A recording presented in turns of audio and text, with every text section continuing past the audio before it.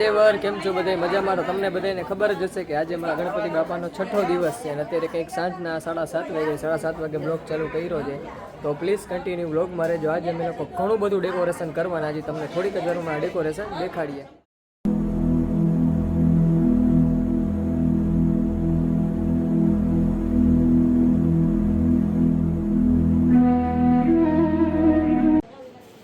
આવું કંઈક આજે ડેકોરેશન કરવામાં આવે છે, આપ જોઈ શકો છો ગાઈસ.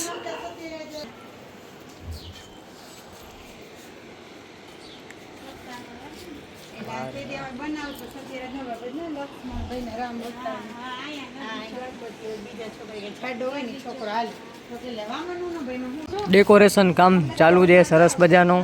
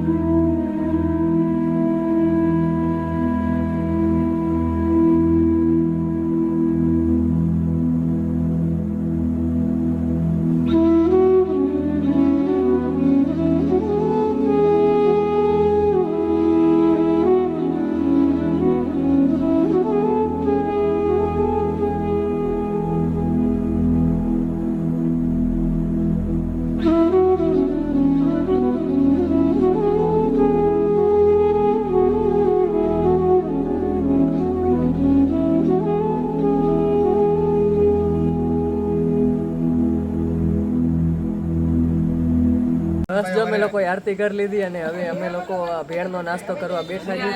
ઘણા બધા આવી ગયા છે. આ ભાઈબંધની ઘણી બધી મહેનત છે.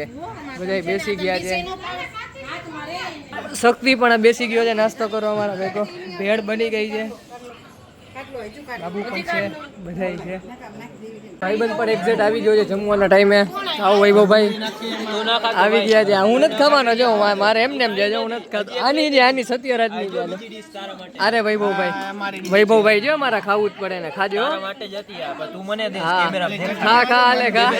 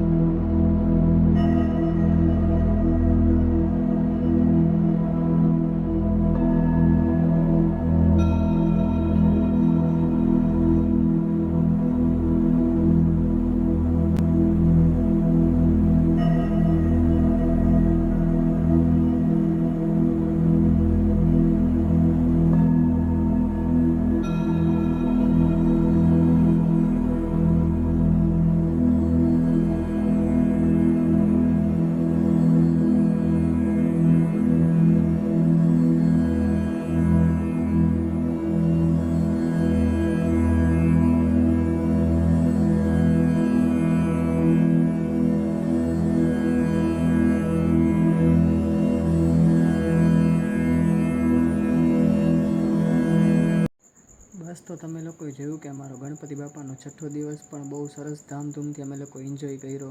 અને અત્યારે વાગી ગયા છે અત્યારે રાતના 3:30 અને અમે હવે આ બ્લોગને એન્ડિંગ આપીએ છીએ. મળીએ પાછા નવા બ્લોગમાં. તો આપ જોઈ શકો છો બાપાનો મંડપ પણ અમે સરસ રીતે બંધ કરી નાખ્યો છે. જોઈ શકો છો કેટલું મસ્ત લાગે છે રાત્રે પણ. સરો ગણેશોત્સવ અંતર્ગત ઠેક ઠેકાણે બનાવવામાં આવેલા ગણેશ પંડાલોમાં ભગવાન ગણેશજીની પ્રતિમાની સ્થાપના કરવામાં આવી છે. સેંકડો ભાવિકો પૂજન અર્ચન કરી રહ્યા છે અને મહાઆરતી સહિતના કાર્યક્રમોનું આયોજન કરી રહ્યા છે. આ પ્રકારનો 7 વર્ષથી ઉજવવામાં આવતા ગણેશોત્સવમાં ઉમેશભાઈ જોશી સહિતના જેમાં સેંકડો શ્રદ્ધાળુઓએ ખાસ કરીને મહિલાઓએ મોટા પ્રમાણમાં હાજરી આપી હતી. આ તકે સ્થાનિક શ્રદ્ધાળુ મિત જોશીએ આપેલી વિગતો પ્રસ્તુત છે.